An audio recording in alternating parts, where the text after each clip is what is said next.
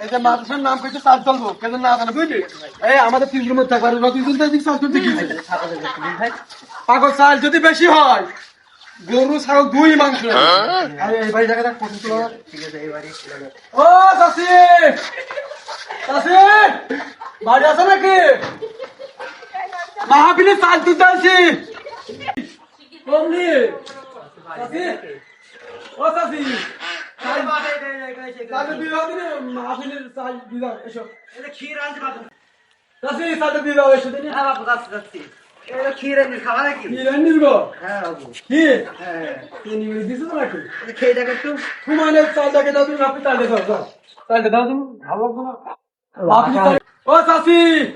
তাড়াতাড়ি করে দিন চালটা দিয়ে দাও দাও ঘর ফিরে এসে ধরে এসো